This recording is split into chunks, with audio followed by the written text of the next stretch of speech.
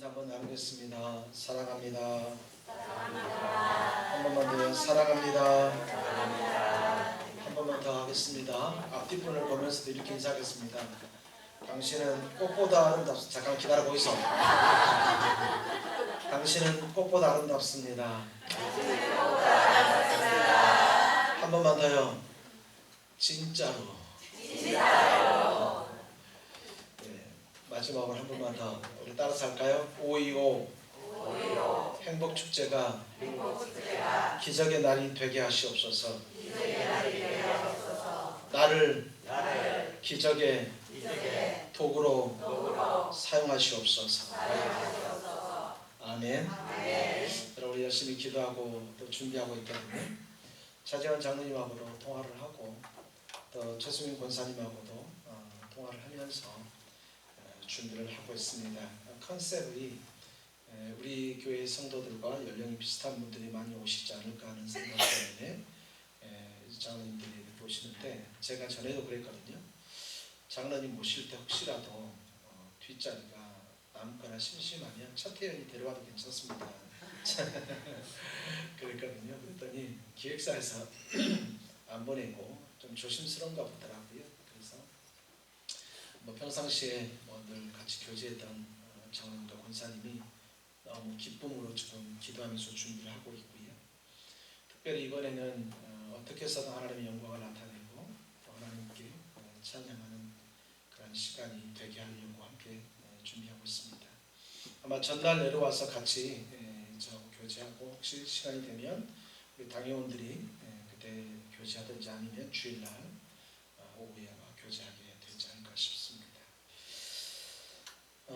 여러분 오늘은 기적의 날입니다. 아멘. 밤새 무슨 일 있으셨어요? 왜 이렇게 얼굴들이 이렇게 좀 굳어 계시지 다들? 한 번만 더 이렇게 하겠습니다. 당신의 웃는 모습이 매력적입니다. 시작.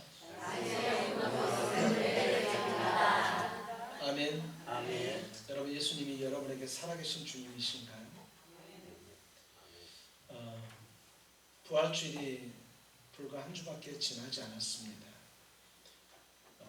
하지만 우리의 삶 속에 정말 부활의 주님이 계시는가는 우리가 항상 다시 한번 더 살펴보아야만 합니다.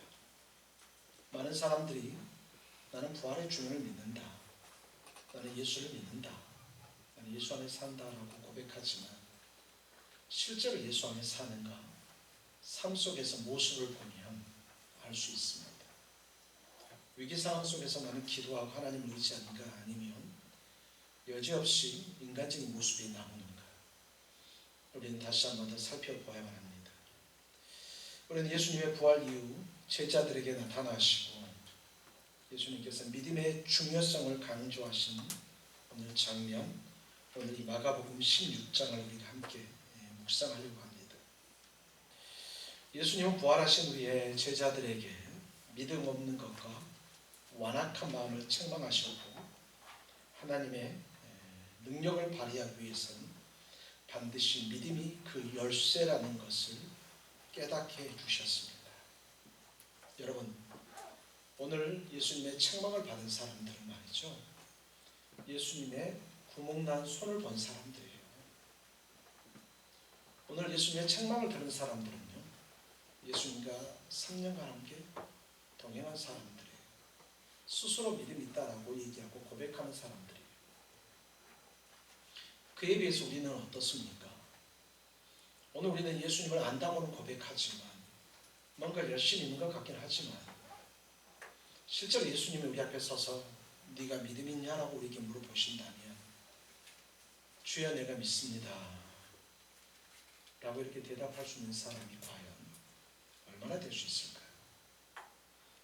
오늘 저와 여러분들에게 오늘 성경에서 믿는 자들에게는 하나님께서 이러한 능력을 주신다라고 이렇게 말씀을 하고 있습니다. 여러분 따라서 한번 해볼까요? 믿음은 하나님의 능력을 경험하게 한다. 여러분 아멘? 여러분 뒤집어서 얘기를 해볼까요? 우리가 하나님을 경험하지 못하는 것, 우리가 하나님의 능력을 경험하지 못하는 이유가 혹시 우리에게 믿음이 없다라고 하면 여러분 이거 얼마나 두렵습니까? 곰곰이 생각해 볼 때가 있습니다. 신학교 1학년 때를 생각해 볼 때가 있습니다. 정말 불같았거든요. 불같은 믿음을 가지고 있었거든요.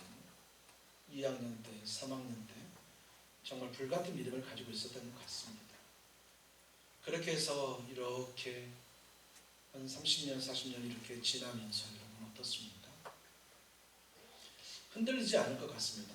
물론 어떤 상황 속에서라도 배교와 관련돼서 우리 목에 칼을 들이대고 예수 믿을 거야 말 거야 하면 나는 죽어도 예수 믿는다고 고백할 것 같습니다. 여러분 모두 그러시죠? 아니라요.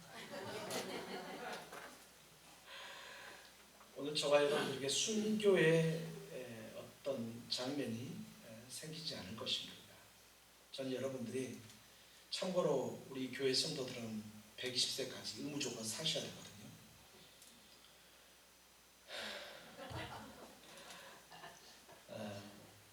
여러분들도 그렇게 오래오래 사십시오. 아프지 마시고 건강하게 그림 그리지 마시고. 그런데 우리의 능력을 검증할 때 어디서 검증이 필요하냐면 가정에서 필요할 때가 있고요. 어려움 앞에서 우리 믿음이 검증이 필요할 때가 있습니다. 아주 사소한 것이죠. 이걸 할 것인가 말 것인가 정말 아주 사소한 것에서 우리 믿음의 검증이 필요할 때가 있습니다. 이까짓 거 뭐 아니야 이 정도는 괜찮아. 하나님 다 이해하시겠지. 이럴 때가 없지 않아 있거든요. 내 눈앞에 정말 그렇게도 꿈꾸던 성공이 있습니다.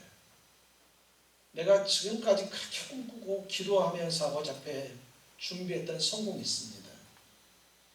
그러나 그것이 하나님의 뜻이 아니라고 한다면 내가 하나님께 기도하면서 준비했지만 그것은 내 욕심이었지 하나님의 뜻은 아닐 수도 있거든요. 그때 믿음을 가지고 우리는 포기할 수 있겠는가? 아주 사소한 것인데요. 내가 예수를 선택하면 내게 경제적인 손해가 없는 거예요. 당장 내가 예수를 선택하면 당장 돈의 손해를 붙게 되는 거예요. 그때 우리는 과연 이 믿음으로 선택할 수 있겠는가? 우리 거창하게 말했죠. 손양호 목사님이나 주기철 목사님 같은 또 폴리갑 같은 그런 순교의 역사는 요즘에 우리들에게 잘 드러나지 않습니다. 요즘에 정치나 사상이나 이념 문제로 말이죠. 우리에게 믿음을 시험하는 상황들이 너무나도 많이 있습니다. 오늘 저와 여러분들은 오늘 본문을 통해서 하시는 이 말씀을 통해서 믿음이 우리에게 어떤 능력을 주는지 그리고 그 능력이 어떻게 실현되는지 우리는 또 우리 삶 속에서 어떻게 나타내야 되는 것인가를 이제 우리가 한번 살펴보려고 합니다. 우리 15절 한번 같이 한번 읽어볼까요?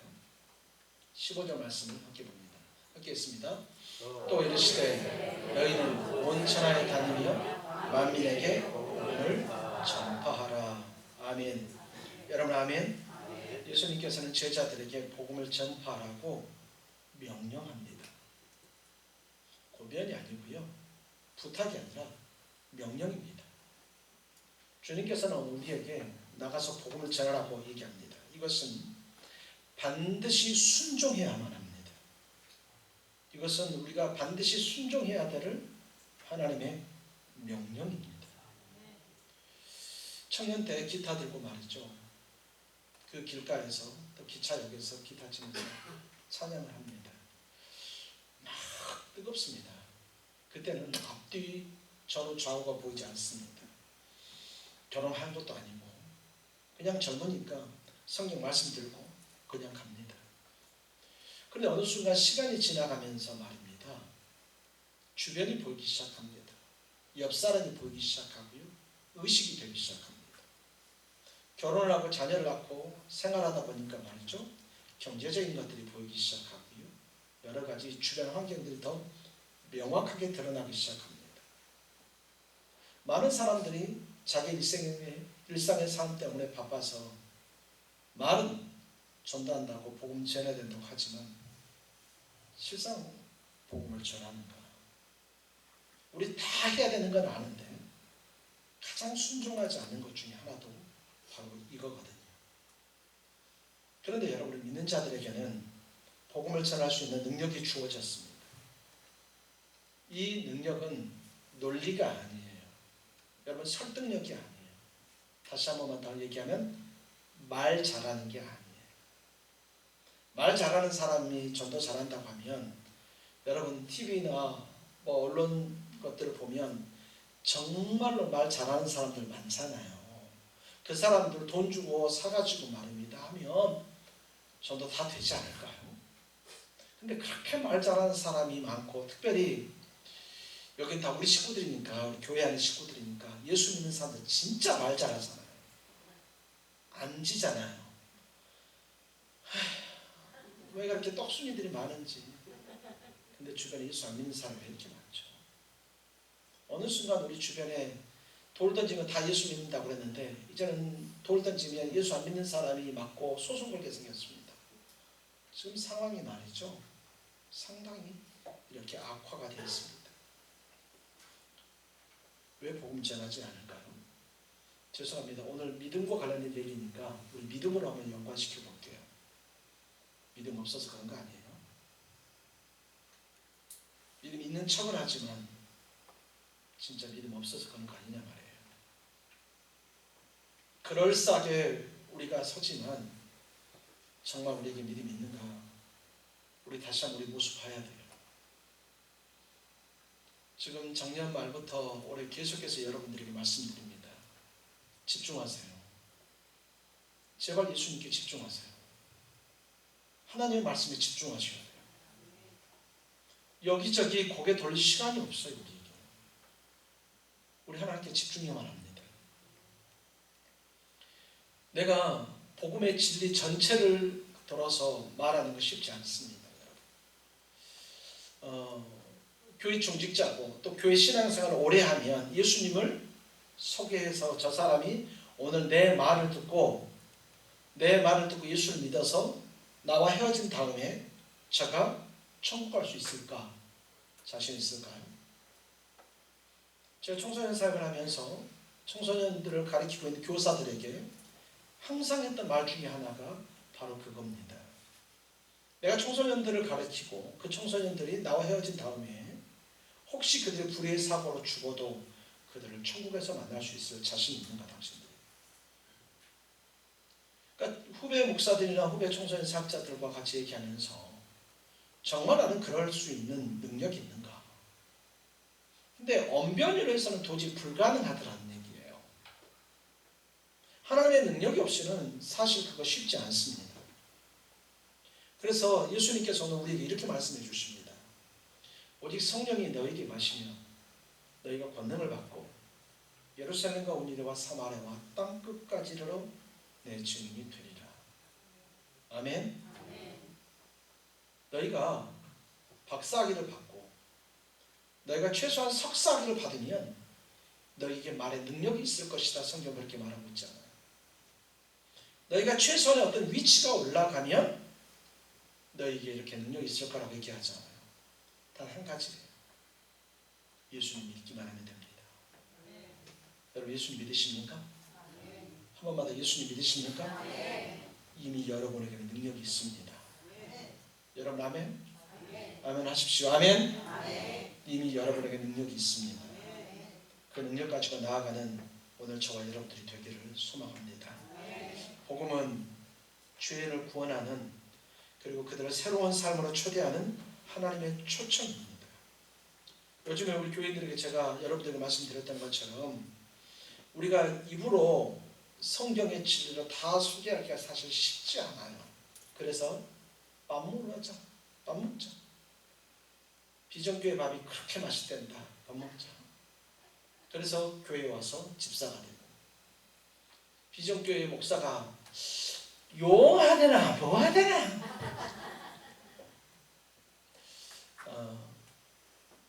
그래서 한번 가보자. 고민이 있으면 비전교회 목사님 만나면 그분이 전공이 상담 전공이니까 뭐 하면 해결할 수도 있다 하더라. 한번 가보자.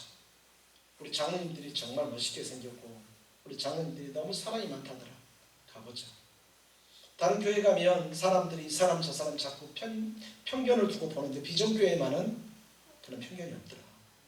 조금 힘들고 어려워도 편견이 없고 혹시 얘들이 좀 이상하고 해도 비전교회는 편견이 없는 교회더라. 우리 비전교회 가보자. 마치 이렇게 해서 소문내서 한번 오자고 그렇게 하는 거예요. 말씀드렸던 것은 저도 저희 사촌 동생들이나 또 형님이 교회 가자. 그래 가 그럼. 그렇게 간 거예요. 뭐 별다른 게 없어요. 물론 부활절날 준 계란이 좋았고 그 다음에 성탄절날 종이 가방에다 뭐 준 과자가 좋아서 물론 또 더 재밌게 가긴 했습니다만 놀라운 것은 말이죠. 내게 능력이 있으면 어떤 식으로든 하나님의 일은 이루어진다는 것입니다. 여러분 집에 배터리가 있을지 모르겠는데요. 죄송해요. 배터리가 있을지 모르겠는데 이 배터리가 때가 묻었고요. 좀 지저분해도 말입니다. 그 안에 충전이 돼 있으면 어떤 식으로든 전원은 발생이 됩니다. 오늘 저와 여러분들에게 이미 하나님의 능력이 있다는 사실을 절대로 잊지 마십시오. 여러분들이 사소하게 던지는 말 한마디에 하나님의 능력이 나가는 것을 여러분 반드시 믿으시기를 소망합니다. 여러분에게는 이미 하나님의 큰 능력이 있으므로 따라서 한번 할까요? 나는 능력 있는 사람이다. 한 번만 더요. 나는 능력 있는 사람이다. 아멘. 제가 용해봤자 얼마나 용하겠습니까? 목사가 용하겠죠. 말씀 전하는 거 말고 뭐가 있겠습니까? 하지만 항상 제가 여기저기서 얘기합니다. 비전교회 목사가 용하다네. 제가 자꾸 얘기합니다. 같이 기도하면 하나님의 능력이 나타난다. 기도하면 병도 낫고 귀신도 떠나가고 문제 해결되고 기도하면 모두가 해결된다. 아멘. 목사에게만 준 능력인가요? 아니잖아요. 여러분도 동일한 능력이 있잖아요. 왜냐하면 동일한 성령님이시니까. 여러분 복음을 전하는 자는 하나님의 능력이 그 복음을 전하는 자를 통해서 나타날 줄 믿습니다. 전등이 불이 켜지는지 안 켜지는지 알려면 어떻게 해야 될까요? 전기 연결해 놔야 돼요. 소켓에 꽂아 봐야 돼요. 여러분 한번 주변의 사람들, 여러분 주변에 있는 예수 믿지 않는 사람들에게 복음으로 초청하고 그들을 마치 전구에 소켓에 꽂는 것처럼 꽂아 보십시오. 여러분의 능력이 나타날 줄 믿습니다. 여러분의 능력이 그걸 통해서 드러날 줄 믿습니다. 우리가 좀 더 기도하며 나아가기를 소망합니다. 우리 17절 한번 읽어볼까요? 17절 같이 한번 읽어봅니다. 시작.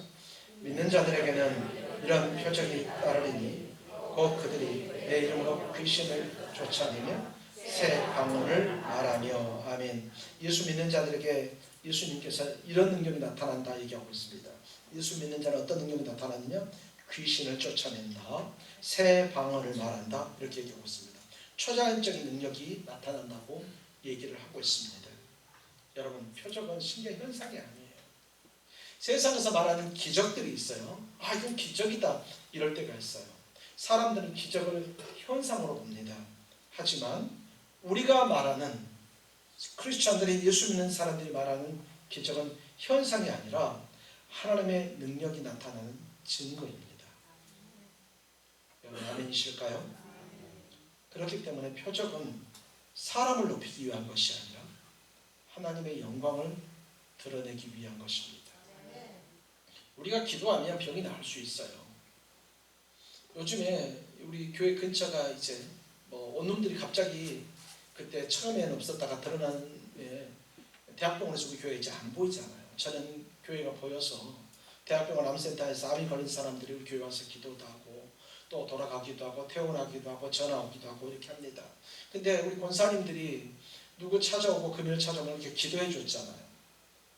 그러니까 우리가 뭐 요란스럽게 그 사람 머리에 손을 얹고 안수기도 한 적도 없고 그냥 그들을 위해서 기도하는데도 불구하고 그들이 암이 나았다고 교회에 전하고 오잖아요. 이거는 어느 한 사람의 능력이 아니라 하나님이 하시는 일이잖아요.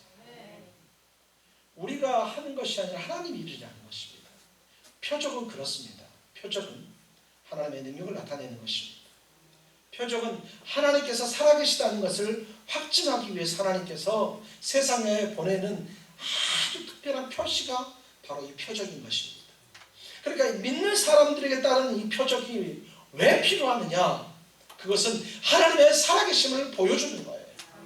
내가 이전까지 낙심하고 절망하고 좌절했지만, 어떤 문제 앞에서 계속해서 울면서 절망하고 있었지만, 그 표적이, 그 문제가 해결되는 것이 표적이 아니라 그 문제를 바라보는 생각이 바뀌고 관점이 바뀌면서 그 문제 앞에서도 찬송할 수 있고 그 문제 앞에서도 당당할 수 있는, 바로 그것이 표적이라는 것입니다.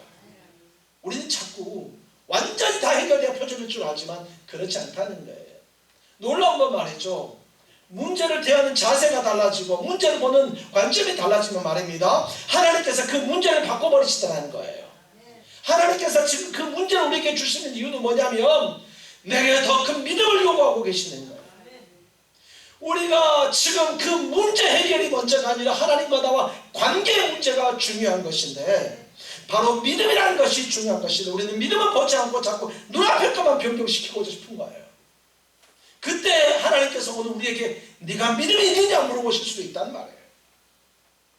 주님, 당장 전세 사기당해서 쫓겨나게 됐는데 어떻게 해야 됩니까? 주님, 사랑하는 사람이 암병이 걸렸는데 어떻게 해야 됩니까? 주여, 어찌합니까? 이걸로 끝날 것이 아니라 그 뒤에 숨어있는 하나님의 뜻을 구하는 우리의 모습들이 다 되셔야 된다는 것입니다. 히브리서 2장 4절에 보니까 하나님도 표적들과 기사들과 여러가지 능력과 성령에 나누어 주심으로써 그들과 함께 증언하셨느니라. 그러니까 말이죠, 우리가 나가서 여러분 복음 증거할 때 내 마음속에 이런 마음이 있어요. 난 저 사람이 예수 믿었으면 좋겠는데, 나는 교회 오래 다니는 것도 다니지도 않았고 내가 말줄면도 없고 뭐라고 하지도 못하고, 저 사람이 나보다 더 잘 살고 저 사람이 나보다 낫고 저 사람이 나보다 능력이 있지만 그럼에도 불구하고 난 저 사람이 예수 믿었으면 좋겠어. 그런 마음을 가지고 저기요, 비전교회 밥 먹으러 가실래요? 하면 거기에 하나님의 능력이 들어간다는 거예요. 내 마음이 어떤 마음을 갖고 있는 거예요. 그냥 여러분들이 양갱 막 나눠줬잖아요. 우리가 밤양갱, 양갱 나눠주면서 하는데, 우리가 그 양갱 그냥 준 거 아니잖아요. 흑심이 있잖아요. 양갱이 시큼한 것처럼 좀 흑심이 우리한테 있잖아요. 그거 받고 예수 믿었으면 좋겠어. 내가 500원짜리 양갱 하나 사가지고 주면서 나는 그 사람 예수 믿었으면 좋겠어. 이런 마음을 가지고 하잖아요. 하나님의 능력이 거기 드러난다는 것입니다. 표적은 믿음의 삶을 힘있게 받쳐주는, 바로 그 뒷받침이 되어집니다. 여러분의 삶에 하나님의 표적이 항상 있어지길 소망합니다. 여러분의 삶에 하나님의 표적이 항상 이끌어가기를 소망합니다. 그러므로 복음을 전할 때 여러분 담대하게 기도하십시오. 하나님 앞에 엎드리십시오. 하나님께서 표적을 통해서더라도 저들이 예수 믿게 하여 주시옵소서. 막 벼락치고 땅 갈라지고 막 이거 말고 이거 겁나서 도도 싶고요. 요즘 땅 갈라지면 자꾸 이 싱크홀 때문에 되게 무섭잖아요. 그런 거 말고 갑자기 그 마음이 변화되는 거 있잖아요. 갑자기 예수 안 믿을 것 같은데 갑자기 예수 믿는 그런 사람들 있잖아요. 여러분들에게 몇 번 말씀드렸습니다. 길거리에서 만나서 예수 믿으라고 전도했더니 그 사람이 지금 문경에서 목회하고 있어요. 그분이 길거리 노방전도에서 예수 믿는 사람이에요. 청년부 가서 활동하자 해서 예수 믿고, 그러더니 어느 순간 보니까 제 한참 후배긴 하지만 신학교 들어왔고요. 또 그러다가 이제 목사 안수를 받고, 어느 날 보니까 저 문경에서 목회를 하고 있는 거예요. 그런데도 제 친구 목사 바로 옆에서 목회하고 있는 거예요. 노방전도에서 예수 믿는 사람이에요. 하나님의 능력은 그렇게 드러나요. 단 5분만 투자해도 하나님의 능력은 나타날 수 있습니다. 우리 믿음을 가지고 주 앞에서는 믿음의 종들이 되기를 소망합니다. 우리 18절 한번 볼까요? 뱀을 집어 올리며 무슨 독을 마실지라도 해를 받지 아니하며, 자막 띄워주세요. 병든 사람에게 손을 얹은즉 나으리라 하시더라. 한 번 더. 뱀을 집어 올리며 무슨 독을 마실지라도 해를 받지 아니하며 병든 사람에게 손을 얹은즉 나으리라 하시더라. 아멘. 가끔 우리 예수 믿는 사람들 좀 정신 차리고 좀 제대로 좀 봤으면 좋겠는데, 뱀을 집어도 주께서 나를 도와주시니까 괜찮다 했다가 죽잖아요. 독 함부로 하시면 안 됩니다. 독 함부로 마시고 그러면 안 됩니다. 믿음의 청소년들이, 믿음의 사람들이 왜 그렇게 자살을 쉽게 생각할까요? 혹시 내가 떨어지면 나는 비행 청소년이기 때문에 날개가 날아와서 살아날까, 그런 착각을 하는 걸까요? 그렇지 않거든요. 주님께서 여기 말하는 독을 집어 올리고 무슨 독을 마실지라도 해를 받지 않는다는 얘기는 하나님께서 우리를 철저하게 보호해 주신다는 거예요. 세상의 온갖 시험으로부터, 유혹으로부터, 악의 공격으로부터, 영적 전쟁으로부터 하나님께서 우리를 지켜주시고 보여주신다고 말하고 있다는 것입니다. 그런데 여기서 단순히 일회성으로 한 번만 얘기하는 것이 아니라 지속적으로 계속해서 전인격적으로 우리를 돌보아 주시겠다, 그렇게 말씀하고 있다는 것입니다. 시편 91편 10절에서 11절에 보니까 재앙이 내게 미치지 못하며 네 장막이 가까이 오지 못하리니 그가 너를 위하여 그의 천사들을 명령하사 네 모든 길에서 너를 지키게 하심이라고 제가 얘기할 거거든요. 아멘 준비하세요. 모든 길에서 너를 지키게 하심이라. 아멘. 여러분 아멘? 아멘. 하나님이 여러분을 지키십니다. 아멘. 하나님이 여러분을 붙들어 주십니다. 아멘. 우리 그럴 때 있잖아요. 운전하다가 깜빡 졸아가지고 하는데 차가 쌩 지나갈 때 말이죠. 졸면서 걷다가 갑자기 차가 앞으로 지나갈 때도 있고 그럴 때 있잖아요. 큰일 날 뻔했을 때 있잖아요. 큰일 날 뻔했다. 얘들 갑자기 쇼파에서 떨어졌을 때 큰일 날 뻔했다. 한두 번입니까? 하나님께서 말입니다. 시시때때로 우리를 지켜주시고 보여주시고, 누가복음 10장 19절에 보니까 내가 너희에게 뱀과 정갈을 밟으며 원수의 모든 능력을 제어할 권능을 주었으니 너희를 해칠 자가 결코 없으리라. 주님 우리를 도와주신다고 그렇게 말하고 있습니다. 그런데 왜 이 능력을 믿지 못하냐 말이에요. 그런데 왜 우리는 이 말씀에 아멘 하지만 우리의 삶 속에서 이러한 일이 닥쳤을 때 하나님 앞에 믿음으로 서지 못하냐 말이죠. 우리의 모습을 다시 한번 살펴볼 필요가 있습니다. 하나님의 보호 약속은 복음을 위해서 주어지는 약속입니다. 결코 교만한 자에게 드러나는 능력이 아닙니다. 나 이런 사람이야, 나 예수 믿으면서 나 옛날에 기도했던 이런 능력도 나타나고 말이야, 귀신도 떠나가고 병든 사람도 떠나가고 나 이런 사람이야 라고 하게 하기 위해서 주께서 우리에게 능력을, 표적을 주시지는 않는다는 것입니다. 사탄이 예수님께 말이죠, 한번 뛰어내려 보라는 거예요. 성경에서 한번 뛰어내려 봐, 그럼 천사들이 너 보여주지 않겠느냐, 그렇게 얘기하는 거지 않습니까? 여러분, 하나님은 시험에서는 절대 안 됩니다. 우리 믿음 안에서 사명을 따라서 순종하는 바로 그런 모든 성도들이 다 되셔야 된다는 것입니다. 하나님께서 또 믿는 자들에게 주신 능력 중에 하나가 병든 사람에게 손을 얹은 즉 낫는다, 이렇게 얘기하고 있습니다. 여러분, 저는 여러분들이 이런 능력 다 가졌으면 좋겠습니다. 아멘? 그래도 아픈 사람 있으니까 한여는 될 거예요. 그렇죠, 장로님? 네. 아픈 사람 있으니까 자녀들 중에 병을 하는 사람도 될 거예요. 그렇죠? 저는 우리 예수 믿는 사람들이 손을 얹어서 기도하면 병이 좀 다 나았으면 좋겠어요. 정신병부터 시작해서 말이죠, 류마티스 관절염, 부인병, 뭐 갱년기부터 다 나았으면 좋겠어요. 무좀도 좀 나았으면 좋겠어요. 주여, 좀 나았으면 좋겠어요. 하나님께서 이 치유의 능력을 왜 주시는가? 그것은 하나님의 능력을 드러내시기 위해서 사용하신다는 것입니다. 우리는 그러므로 믿음으로 나아가야 합니다. 믿음으로 나아가야 주께서 일하십니다. 우리는 기도하면서 기다림과 인내가 필요합니다. 가장 영원한 치유를 우리는 소망해야 됩니다. 그것은 바로 복음입니다. 천국에 들어가면 모든 것이 다 회복되어집니다. 여러분들에게 골다공증 있고 뭐가 있고 다 할지라도 세상에 어떤 것을 먹어도 다 회복되지 않습니다. 과거에 우리 그런 말 돌았었지 않습니까? 어떤 모 그룹의 회장이 좀 젊어지려고 말입니다, 젊은 사람 피를 수혈받는 거예요. 젊은 사람들이 헌혈한 그 피를 따로 모아놓고 말입니다, 같은 혈액형의 피를 모아놓고 그 피를 수혈받는 거예요. 그래서 그 피를, 젊은 피를 하게 되면 그러면 사람이 젊어진다는 거예요. 그럴싸하지 않습니까? 피가 젊어지는 거니까 내 속에 있는 피가 이 콜레스테롤로 막 떡져 있는 피를 빼내고 그 피가 들어온다고 생각해 보십시오. 여러분, 괜찮지 않나요? 그런데 그러다가 죽었잖아요. 이게 뭐예요? 그러니까 그런 의미로 얘기하는 것이 아니고 그렇게 회복되지도 않아요. 우리의 영원한 회복은 저 천국에 있는 것입니다. 그러나 끝까지 주님만을 바라보고 주님만 의지하면서 나아가는 우리 모두가 되어야 될 줄 믿습니다. 그런데 놀라운 것은 하나님 오늘도 치료하고 계시다는 것입니다. 하나님 오늘 지금 이 순간도 저와 여러분을 치료하고 계시다는 것을 여러분 반드시 믿으시기를 소망합니다. 그리고 가장 우리에게 위로가 되는 말씀이 한 가지가 있습니다.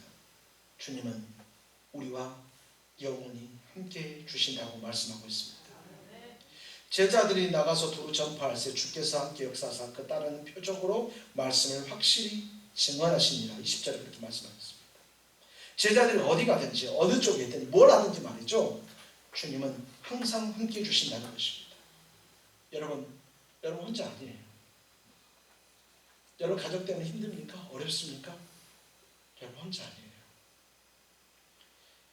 때때로 많은 사람들과 상담을 할 때가 많습니다. 많은 사람들이 찾아옵니다. 목사님들도 찾아오고 성도들도 찾아오고 예수 안 믿는 사람들도 찾아오면서 얘기를 합니다. 그러면서 외로운 것도 얘기하고 힘든 것도 얘기하고 남편과 부부관계 때문에 힘들어 여러 가지 얘기합니다. 그런데 놀라운 것은 말이죠, 딱 한 가지, 하나님께서 영원히 우리 함께 계시다는 거예요. 지금 시험 중에 있나요? 여러분 힘들지만 조금만 참아주시면 안 될까요? 여러분의 왼쪽이나 오른쪽을 보시면 거기 하나님 계십니다. 여러분 혹시 지금 고난 중에 있지 않습니까? 고통 중에 있지 않습니까? 여러분 조금만 더 견디시면 좋을 것 같아요. 하나님이 여러분 손 잡고 계십니다. 인생이 너무나 어렵게 생각되지만 우리 가정은 왜 이럴까? 우리 집은 왜 이럴까? 막 그럴 때지 않나요?